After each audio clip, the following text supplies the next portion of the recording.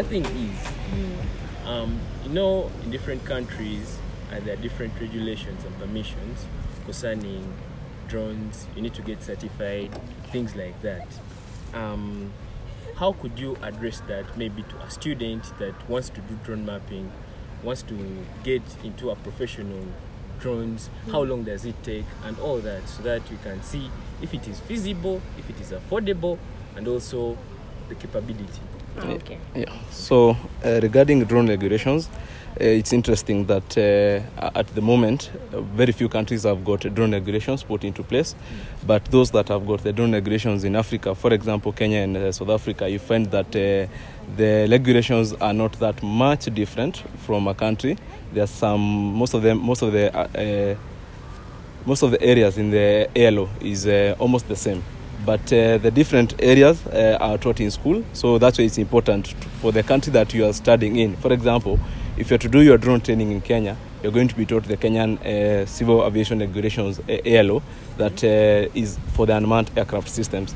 But now when you come to Uganda, from what I heard is that Uganda is still in the process of finalizing the ALO regarding the unmanned aircraft systems. Yes. So once we set up base here, we shall be training using the Ugandan Civil Aviation Regulations regarding the unmanned aircraft systems.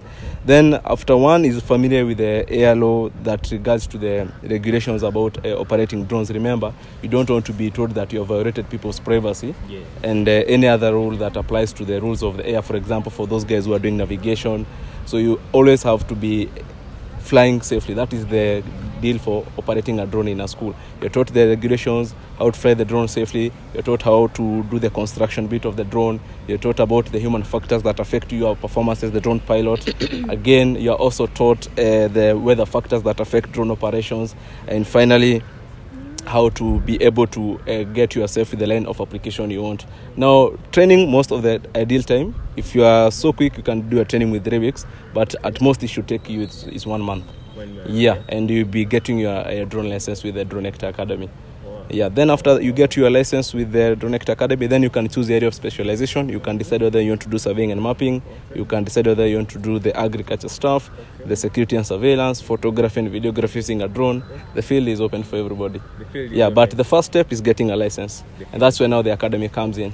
Exactly. So the academy actually helps you to get the license. Exactly. Yeah. Wow. So at the moment, the international body, that is the International Civil Aviation Organization, ICAO, that governs the aviation worldwide, they have come up with an unmanned aircraft system kind of toolkit that will assist in making up of the guidelines to be used by the different nations that we have around.